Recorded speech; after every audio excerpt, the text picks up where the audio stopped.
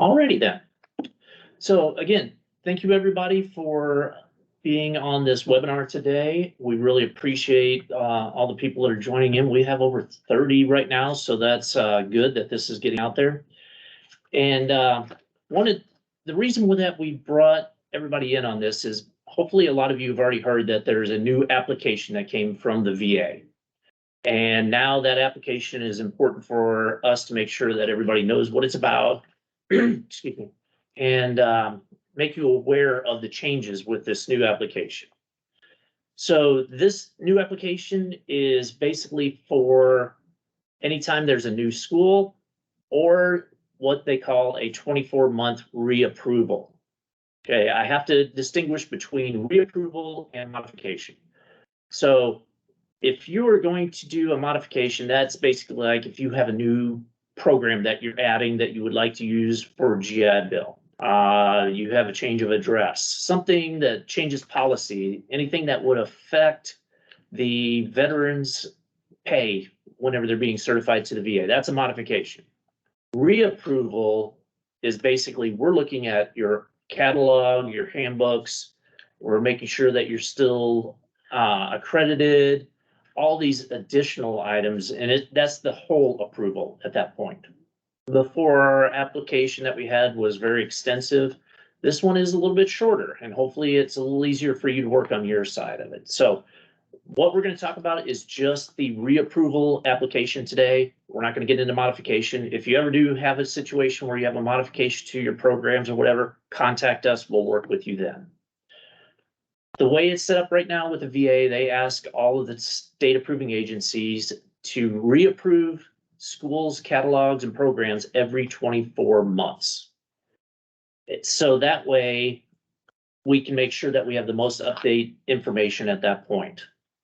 What we're going to be doing with the 24 months is basically when you get close to like 21 months after the last full reapproval, we're going to try to contact you, but we also ask that you start, make sure you're paying attention to when that 21 months hits, and then you'll know to start submitting your application at that point and get it to us. And the reason we say about 21 months is because that way it gives us time for you to get all the information together, submit the application to us. We can review it and get it back to you before that 24-month period hits. Now, how can you figure out when your last reapproval was? Look at the letters that you have received from our agency, Tennessee State Approving Agency. Look at the date on it. If it's been more than 24 months from the last full reapproval, yeah, you're probably due. Hopefully we've contacted you or we'll be contacting you soon for that. If it was just a modification, don't pay attention to that one for the 24-month period. But find the one that was the last reapproval. Also, in the last few months, we've been putting dates on the last page saying, here's when your next reapproval is due. We're getting that a little more tightened up as we go, so you may have it, you may not on there. So the other part I want to mention while we're here is that be sure that if you have changed school certifying officials, send in a new 8794 to the VA ELR so they can get that updated so we can make sure we can contact you. That has been a problem consistently with a lot of schools. They're not keeping the ELR, the SCOs updated, and that will help out. Okay. So when it comes to this application, why are we pushing for this? Well, think of it this way. Would you let your Title IV lapse? Would you let your accreditation lapse? Working with state boards, would you let that lapse? Well, this is the same thing. You need to make sure that this approval is updated and current, so that way you can continue to offer GI Bill benefits to your students at that point.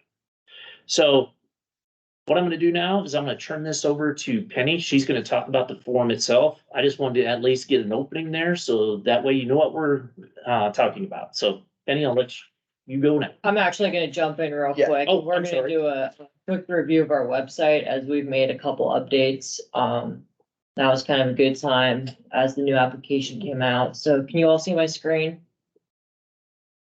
Okay, so if you're on the Veterans Education website, you're still gonna go to the application for Veterans Education Benefits, just as you would before. Once you're about to submit your application or you're ready to submit your application. So we've had a little bit of confusion that these are actually tabs on the left-hand side. So depending on your facility, you do want to ensure that you're clicking the correct tab, as they will contain different documents. So all of your IHL, so here's your actual application, the 10287 is going to be here. The Tennessee SAA program submission list is also going to be here. And then when you are ready to actually submit the application, the catalog application submission link will also be here. There are a few additional forms you might need, and they are going to be under the additional forms tab at the bottom, such as the 1919, 8794. One thing to note, though, if you are downloading the application directly from our website, you are going to want to download it and then actually download it to your computer, as it will not always save. I can move my.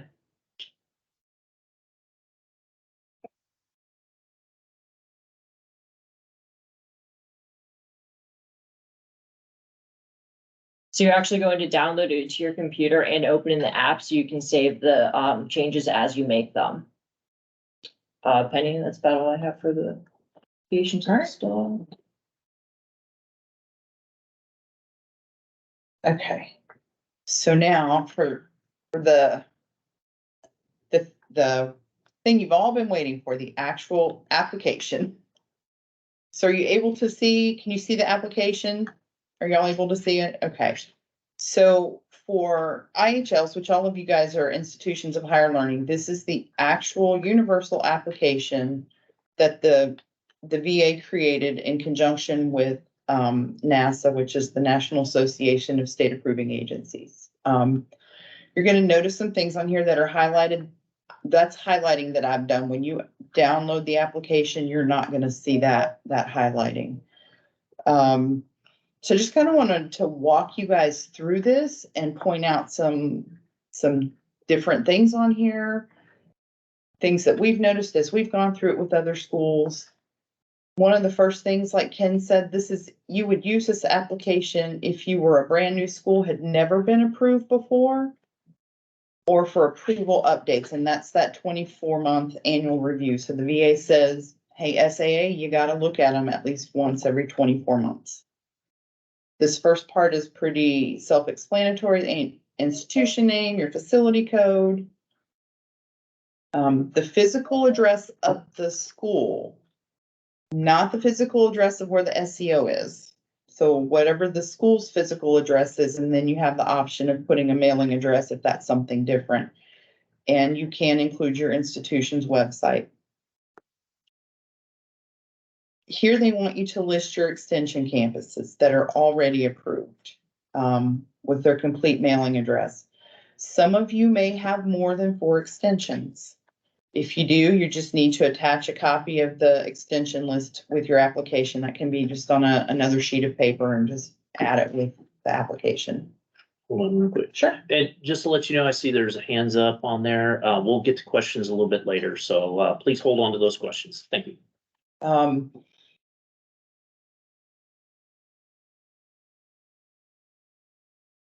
Wants to know public, private, for-profit, private, nonprofit, if you've had change of ownership. Then question 11 asks, what is the state governing body that authorizes your facility to operate? The TNSAA, us, we are not a state governing body. So Ken, do you want to talk about this for a second? Yep. So on item 11, this gets confusing quite often, and I don't blame everybody. I had to ask a lot of questions to figure this out myself. But when it comes to that question 11, the state governing body that authorizes your facility to operate. Okay, this is not for those of you that are just private institutions, not just a business license. This means, first off, who is the governing body that is over you? So if you're like the TCATs and community colleges, that's TBR. If you are the UT system, UT system is your governing body. The local governing bodies, for each of the individual, I think there's 7 of them, that would be your governing body there. For those that are in TCUA, then that's where it changes to where it's under a TCA that will say that you're authorized for it. And the TCUA schools are under one of the exemptions that you've been in operation and accredited for over 20 years. So it would be going by that for your governing body or exemption. For those schools that are not in those categories and you're a private institution, generally you probably have an approval through the Division of Post-Secondary Authorization. If you don't have an actual authorization by them, you may have an exemption by them. So what you'll need to ask is, does your school require DPSA, the Division of Post-Secondary Authorization, to authorize your school? If that's the case, we'll need a copy of the letter from DPSA or an exemption out there. If it gets to that point where you're confused on it, let us know and we'll work with you on that. This doesn't pertain as much to the schools we're talking to now for, but licensure and stuff. But if you are like a barber school and you have licensure, that's not the one we're looking for. We're looking for who authorizes your school to operate within the state of Tennessee. So just kind of let you know there. All right. Penny. Okay. Accredited, non-accredited. If you're accredited, we just need to know who the accrediting body is. The next page is where you're gonna let us know what types of training do I want to be approved for? I've highlighted the ones that are most common. So residence, distance, independent study, supervised, practical training, cooperative course, remedial training. The one thing I like about this form is it kind of gives you a little definition as to what each of these are and what it means. So you'll just, put your little check marks as to what you would like us to look at you for approval for. It'll let you know you got to submit a list of the programs you want approved, which is the SAA form, which we'll go over a little bit later.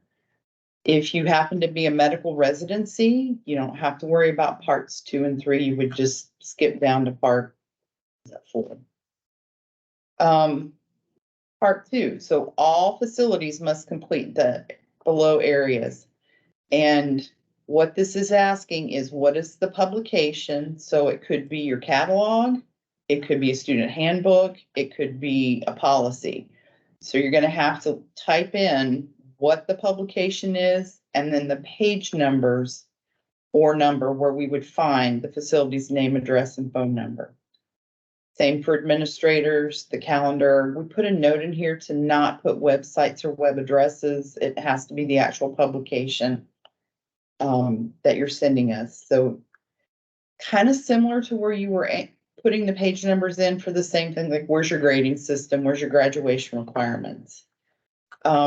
Another thing that I didn't mention before is you may have to do one of these for each catalog type. So if you have a graduate, an undergraduate, and adult studies, you may have 3 separate applications. I don't know that all of the information you need would fit on one form. This is about page 3. So the following facilities must also complete the areas. Accredited public not-for-profit institutions that also offer non-degree certificate or diploma programs. You got to fill this out. Accredited for-profit institutions, and then anybody that's non-accredited would have to fill in this section. Again, it's the same student handbook, could be the catalog, it could be, policy. And you would actually have to attach copies of these. So if you reference the student handbook, we need to have a copy of the student handbook uploaded. Of course, a copy of the catalog. If you reference a policy that's separate from the catalog, we would need a copy of that as well. If you are non-accredited, you got to fill out this. Everybody else can skip it.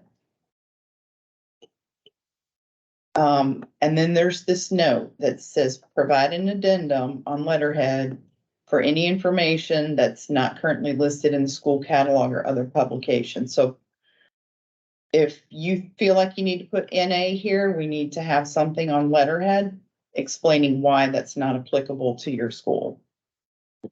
And again, it talks about review programs. So we're not going to go into detail about flight. There's only a couple of flight schools, but you do have a section here for flight training. So if you don't have either in-house or contracted flight, you don't have to worry about this. And if those of you that have it, you'll realize it's much easier than previous Yeah, applications. it's a little bit shorter. So again, that's all flight. Then there's one section that if your facility is just a medical residency facility, you fill out this little short section. And then right about here on page 5, we've already had a couple of schools start using this form, and we've noticed that this section got missed because it was kind of sandwiched in with things that didn't apply. All schools have to complete this. It's just wanting to know what's been happening. You know, has anybody taken any adverse regulatory action against you? Have you been in any litigation? If you are accredited, yes or no. If yes, we need the OPEID number entered here. If your accreditors put you on probation or suspension or an order of cause, you would need to let us know and then explain the circumstances. For non-accredited facilities, you would answer this question. And if you were a brand new facility, it would ask for some additional documentation. And then this next section is statements that you're going to sign that you're certifying and acknowledging. A lot of this is policy related. This talks about the shopping sheet. You're either going to provide the Department of Ed college financing plan, or you've created your own that meets the requirements. There's one for non-accredited. Talks about marketing, gives you different definitions or what we're actually reviewing for when you submit your marketing. And an authorizing official has to sign it. If you need additional space to answer any questions, this remarks section is where you would put that. If there's more that you need to answer, then we'll fit here. Feel free to attach a separate sheet of paper. School certifying official here, school certifying official email address, and then the authorizing official that's going to actually sign this document. Keep in mind that these things that you are signing and initialing are policies that your school will be held accountable for. And what we'd like you to think about, is the SCO necessarily the appropriate person to be initialing and signing this? Is the SCO in the position to where they can influence policy or create policy? I know when I was an SCO, I was not in a position where policy could be, I couldn't create policy. You want to add anything about that, Ken? Yes, with authorized official, that potentially could be the owner of the institution, the president, or the vice president, whoever has the ability to influence policy. They should be the ones doing it, because you're basically letting them know that all these items on there, you have committed the school to those items. So they need to be aware that, oh, we need to be following this if we want to continue using veterans education benefits. So, you know, that's not trying to be disrespectful to any school certifying officials, because all of you work hard to do what you do. But you need to make sure that whatever you commit the school to, that, you know, the school realizes, yes, we must do this, and may have to change policy. And for those of you that have been around for a while, you know that's happened more than once with changes from the VA. So I'll be thinking about that. I do have a question, or some questions that came in I think are important to kind of discuss right now real quick. Janet had stated, is the approval update what we should use if we're currently approved? That yes, this is what you will use at the 24-month point. And the VA, when they created this, they forgot to put a third item in there of 24-month review. So instead, you're just gonna put the one that Penny just check marked, the approval updates. So you put that one in there. The second question about yearly approval updates. So as we said, this is the 24-month review. You're gonna use this. On the annual, we're still waiting for a little more clarification from the VA on this, but with your annual review, if you have a new catalog and policies have changed, you've added new programs, or you're removing programs that no students are using anymore, you can do a modification. So contact us about it at that point. But you don't have to use this, at this point, you won't be using this form for those modifications on there. So, and we'll give you more guidance as time goes on with this. Last question is, once it's signed, is it signed? Actually, you can change and modify this all you want until you submit it, and Arena will go over that here in a minute. So I just want to answer those real quick because I think they're pertinent to what we were talking about. And the nice thing about this form is that you actually download it to your computer. You've got it, you can log on to it and work on it at your pace. Whereas before, you could try and use that save and return feature in FormStack, and you may or may not be able to get back to what you were working on. And this is actually a copy that I downloaded and highlighted and was typing in, but you can, make changes. And realize the VA is going to be changing these as they find improvements to it. They've mentioned that to us a couple times. Just so pull it off of the website. Don't just keep a copy, because this will change. So. Yeah. And the main thing, like I've gone through and I've highlighted this, as you're walking through this, make sure you're reading it and understanding what it's asking you and does this really apply to me? I had an accredited school go ahead and fill out all the stuff for a non-accredited institution, and they didn't have to. And that to me is just extra work on you all. If we don't need it, we don't need to review it. I know.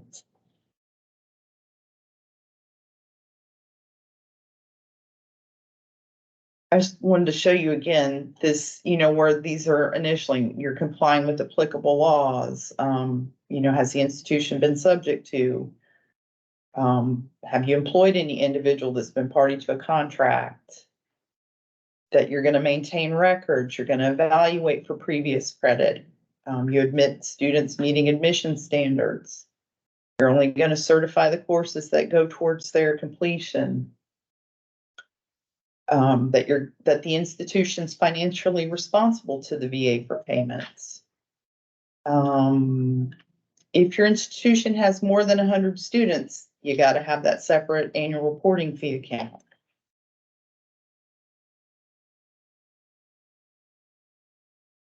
Okay. Any other questions on this right now? Yeah, we've got a couple of them.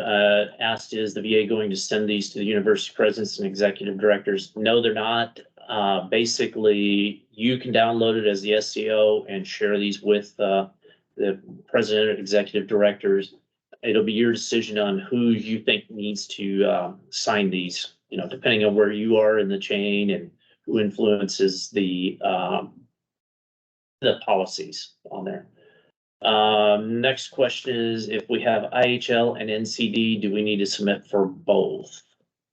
Not this form. So this is going to cover, so IHL with NCD. So to me, that's like a lot of our community colleges. So they have the 2-year degree, plus a lot of them have the training certificates. Your admissions policy is for both types of programs. So all of this fits right here. It's going to be a little more, this section I think is related to the non-degree programs that you have. So one application, because it's covering the catalog, both types of programs are covered in your catalog. When we get to the SAA form, Arena's going to show you how you would do that for your degrees and then your certificate programs. Alrighty, I think that's all the questions we have for now. Okay. So I'm gonna stop sharing that.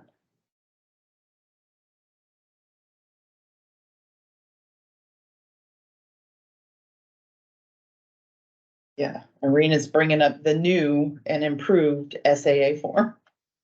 Okay, so this is the new TNSA-1 program submission list. There are a lot of similarities to the previous SAA form that we did take and were able to use. But if you look at the bottom down here, there's actually multiple tabs. So the first one you are going to have to complete is the tab that is the VA form 22-10-102-87A. And be cognizant on this on who's actually signing it also, because it does have the SEO's information up top, and then in authorizing official contact information and signature. But this does have to be completed by all facilities, no matter what programs you are submitting for. So the IHL programs, you're just going to click on the IHL program submission link and zoom out a little bit so you can see the entire thing.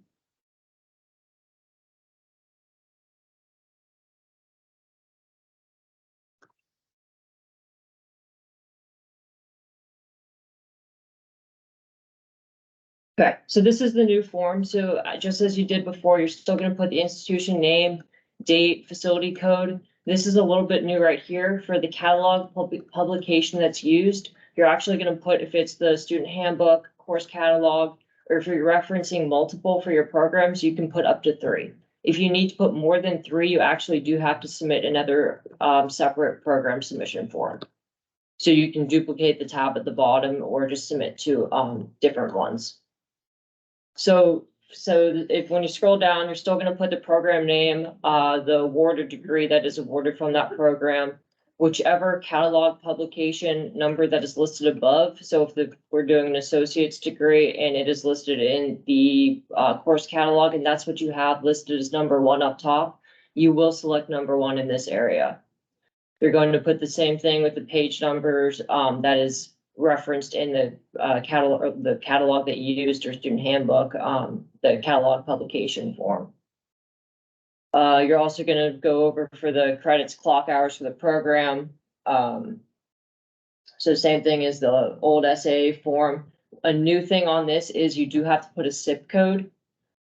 I don't know if you want to talk a little bit about zip codes. Yeah, zip codes, these are the federal zip codes saying this is how your program is identified. You probably have to get with your institutional research office to get those. For public institutions, there is a state zip code which incorporates the federal. We only want the federal zip code. So just to let you know on that one. Okay, so for the note section, the only time you're going to put a note is if you are requesting to withdraw a program or if you're adding a new program.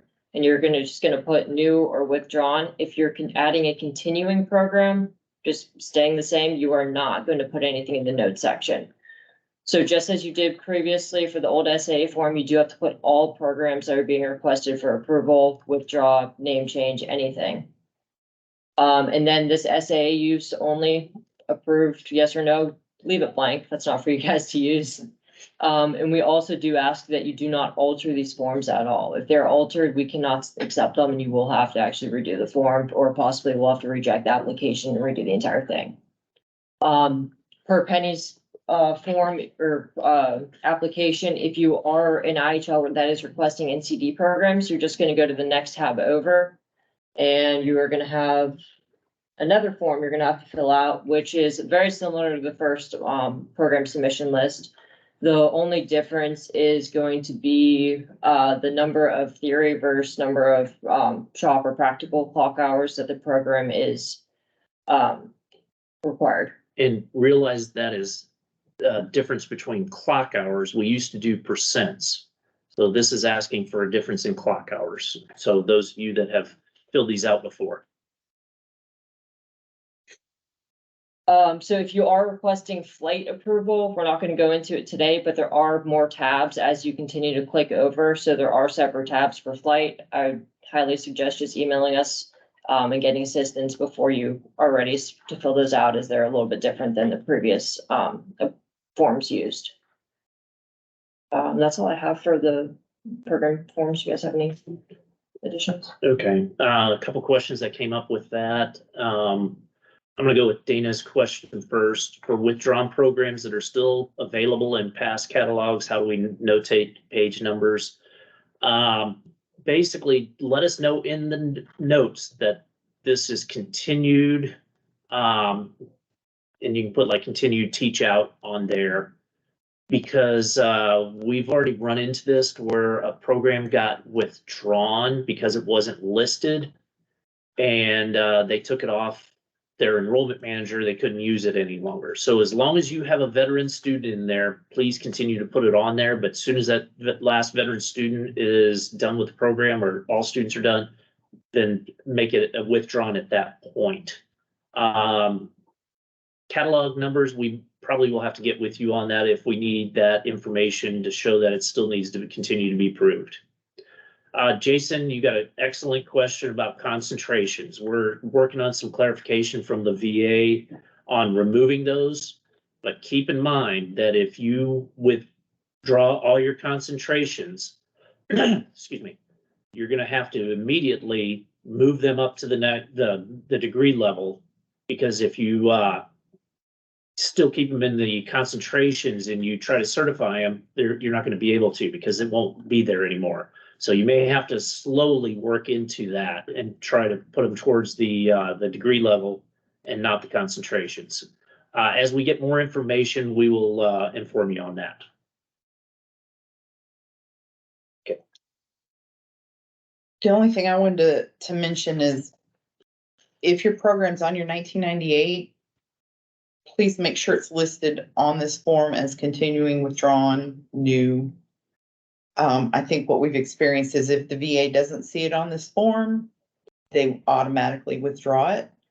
And we can't always spend the time going line by line comparing what you've submitted to us to what's already been approved. You all need to be comparing what you're asking for approval to what's on your most current 1998. Yep. Which you still have to do your part. So. Yeah, just form staff. Okay. I'll work on that later. So once you've completed the application, and you've completed your new program submission list and you have all your documents and ready to actually submit the application.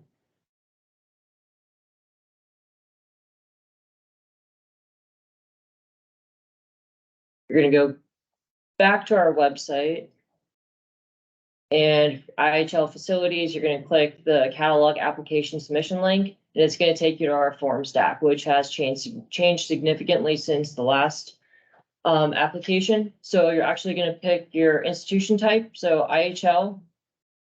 And you're gonna go through all of this top information, putting your facility type, name, facility code, and everything in it. Now, something to note is if you're missing sections that have this little red asterisk next to it, your application is not going to submit, as they are required. So we're going to do a test submission so you can see how everything runs through. And as you are answering questions and you go through this, new documents might populate based off your answers. So if you're an accredited facility, you're going to have to show evidence of accreditation. And on a note with this is the evidence that you are providing does have to have an expiration date. So an example of this would just be the letter that you get from your accrediting body. And again, it is required, so there is a red asterisk next to it. So if you do not put a file here, it will not submit. If you know you're going to be one of those facilities that is going to require a cloud link because their files are too large, you can email us, we'll give you a form, and you can put a test file in there to make up for that space so you can still submit your application. Yeah, if all your files together are bigger than 25 megabytes, contact us. So you are going to have to do, if we're an accredited IHL, you're going to have to submit evidence of accreditation. Your next thing is going to be the VA Form 22-102-87 the application for IHLs. So you're gonna have to put your application there that Penny talked about. As you scroll down, if you're going to be adding or withdrawing any programs, you're gonna click yes or no based off of what you are requesting to have done or approved. Next thing is going to be uploading a PDF copy of the school's catalog, student handbook, bulletin, whatever you guys specifically use for your institution. And this does have to include page numbers. Right after that, you're going to select the type of institution you are. So if you're a public, for-profit, not-for-profit. So for this one, we're going to go for-profit. So as you can see, an additional form did pop up based off what your answer is. So we are going to have to upload something in the VA form 22-1919 area. Can we click on the not-for-profit as well? Yep. I'm sorry. And then you can go back to make it. So So, public. so for public, you see it didn't pop up, click on not-for-profit. Those of you that are not-for-profit, that VA 22-1919 is a requirement that the VA is now asking us to collect from all not-for-profit schools. And you can find that form on our website. It's in that other document. Are you gonna put something for the SA one up there? Not yet. Okay, I'm sorry. So none of you guys are new facilities, but if you can see some of these documents such as the 8794 are not going to be required for you to upload. So they're not required, or they're not mandatory, and you can see they do not have that red asterisk next to it. However, just because these are not mandatory does not necessarily mean that it's not required for your facility. So advertising, marketing, college financing plan, your Title IV program participation, that is going to be required. But as you go through, actually read them and determine if you do need to submit these for your approval or not.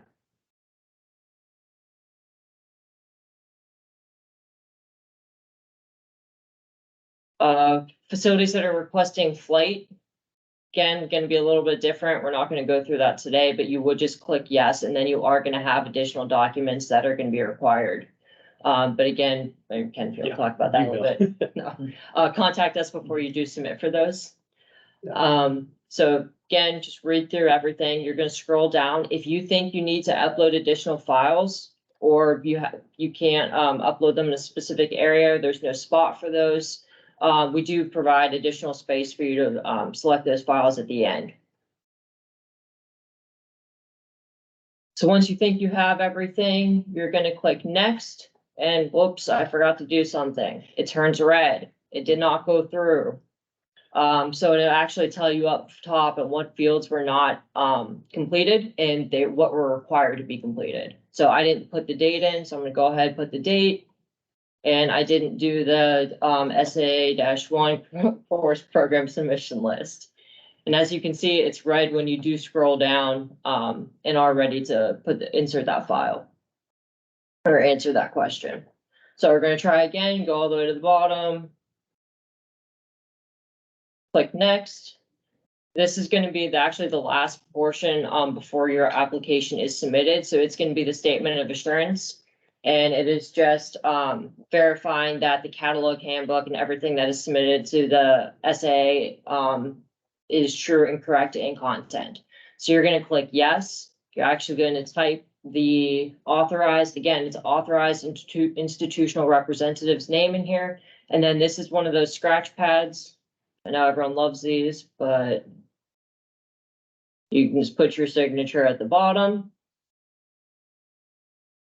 And then when you scroll down, it is going to be submit form. So there we go. I finished my application. A new thing with this is you actually will get a confirmation email when your application has been successfully submitted. So I'm going to show you real quick what that does look like.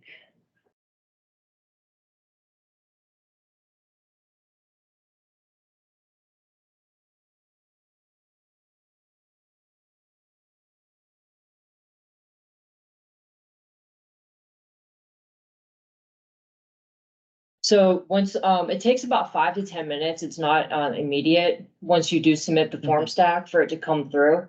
But this is what the confirmation email is gonna be. It's gonna have, all the documents that you did, upload documents, or all the portions that you did upload documents to, and then the information that you did put in. As you scroll down, you can kind of see all these blank sections. That does not mean you were missing something during the submission. It's just all the potential documents you could have to upload, based on the responses that you did give. Do you guys have anything on the application? I do. Anything else on the upload? Okay. All right, some good questions have been coming in, and I wanted to hold off on some of these. Hazel had one for this SAA submission. If we have IHL and NCD, do we need, excuse me, do we need to submit for both? Or is it the same as the new application for the approval? So, basically, if you are an IHL, but you have some NCD programs, basically you just fill out this application for it. Then when you do the SAA forms, which Arena talked about, where you listed all your programs, you're gonna fill out, of course, the first page because it's a signature page. Then you're gonna do the IHL, which has the format for IHL programs, college degrees.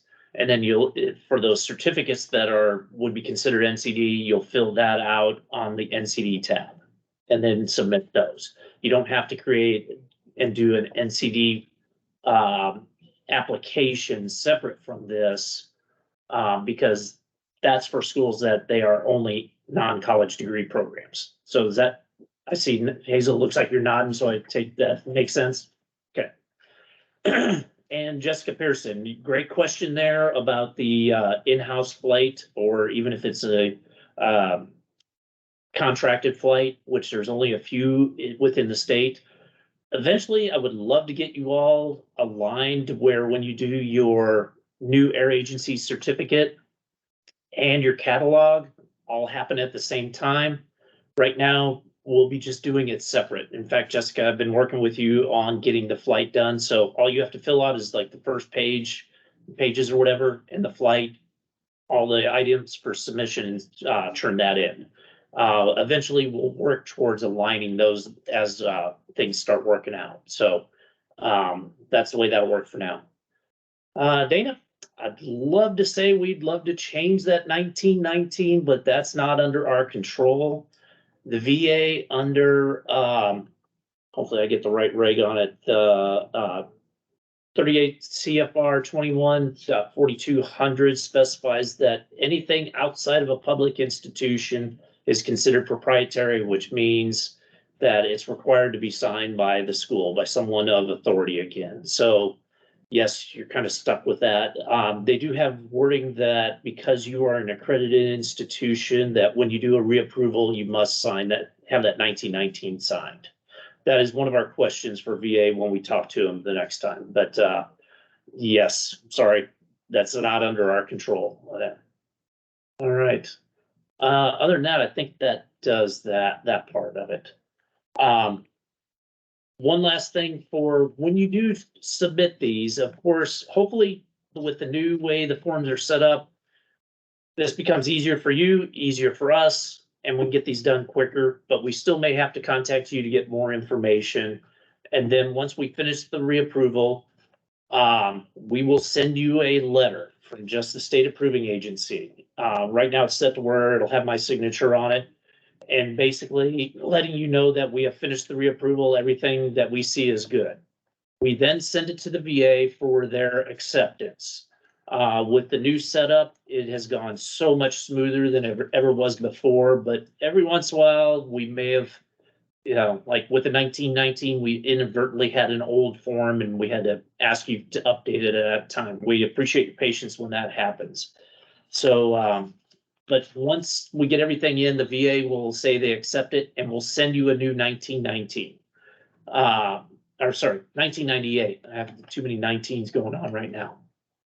When you get that Weems form, that 1998, review it.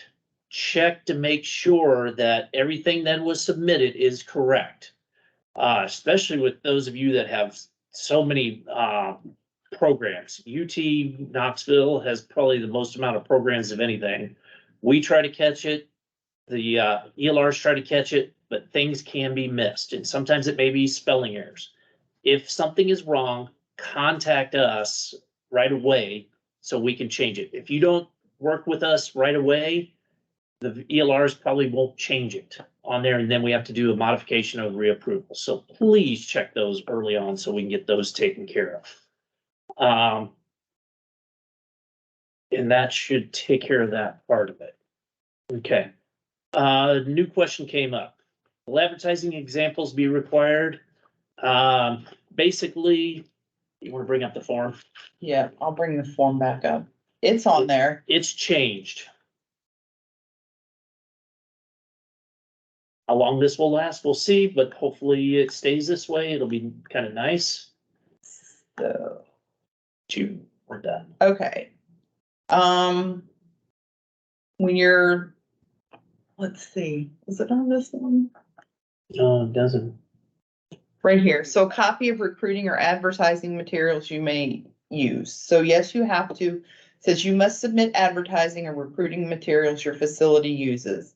It lets you know that we're required to review any information. If you publish any graduation rates, placement rates, data, we need the citation for this source. Some of your websites are really good, like, referring back to where that data came from. We can trace that. We actually have to trace that information, like pull it up and say, did US News World and Report say that you were number 10 on the list? Does that kind of answer your question? And pay attention to that section right there. Institution understands following important requirements, limitations. You know, pay close attention to that because that's where all this stems from. Yeah. Is about checking those items, make sure they're not misleading. Sometimes it may be just some wording, you know, you're the best in the nation on doing this compared to a good school or something like that. I mean, that's not the greatest example. But you may inadvertently say something that's misleading and people can misconstrue it. And some of y'all may not be aware, but it talks about commissions and bonuses, incentive payments, aggressive enrollment practices, aggressive recruiting, lead generating activity, that you don't pay any inducements. This is, when we first started requesting all your advertising, these are the things that we were reviewing for. It all came out with Isaacson and Road. This is what the law is saying. This is how they defined it. They've just laid it out nicely for y'all. You can see what it is that we've been looking at or what we're looking for when you submit that advertising. And that section right there is a good example of why you need somebody with, authority at your institution that can influence policy. Make sure they understand this, that it's being looked at. You don't want to be the one held responsible for it if you are someone at the lower levels and doesn't have the authority to change policy and stuff.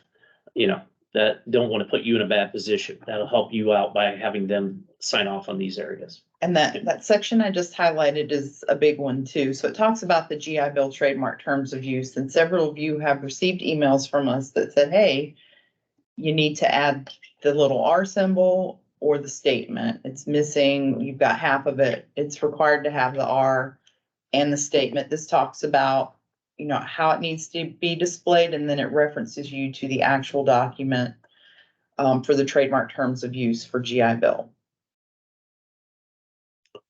All right, so at this point, we've got our part briefed here. If there's some questions, we have at least another 10 minutes and we can stay as long as questions are coming in. If you want to take yourself off mute or type in the chat and ask a question, feel free. Where will we have the recorded session? Jessica's asking about sending it to them. We will, good question on the recorded sessions. Once this is all done, we'll get the link to it and send that to you. It should be good. I think they're only good for about another month. I'll have to figure that out. It's been a while since I've downloaded those links.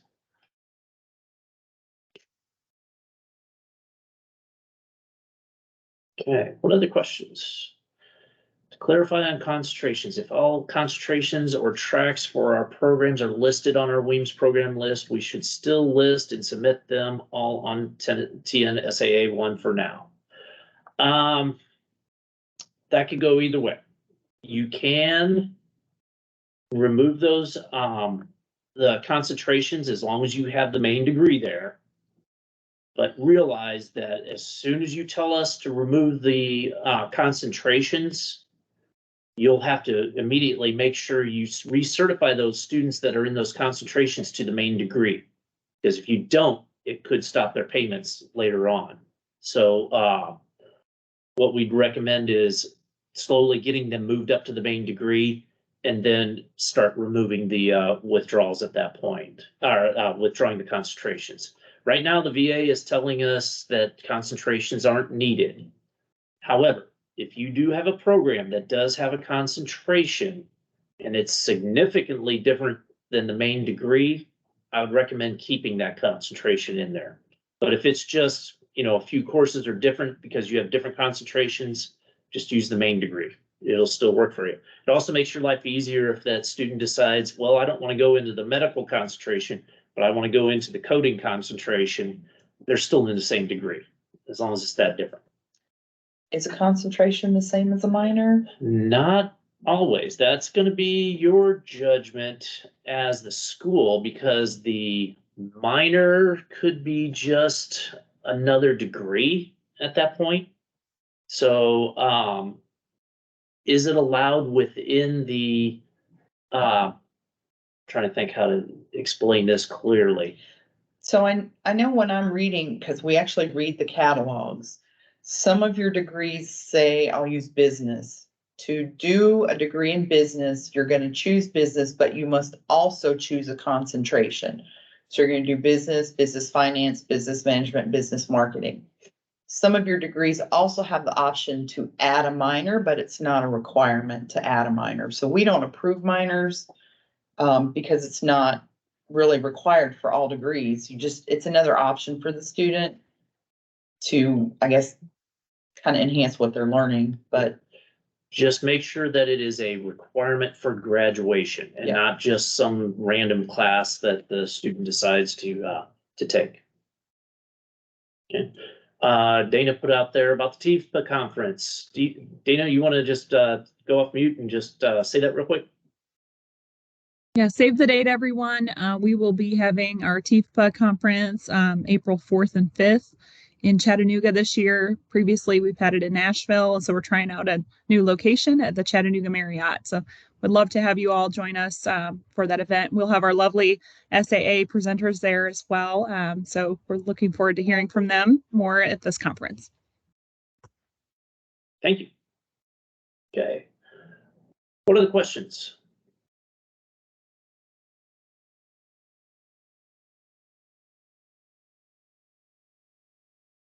Okay.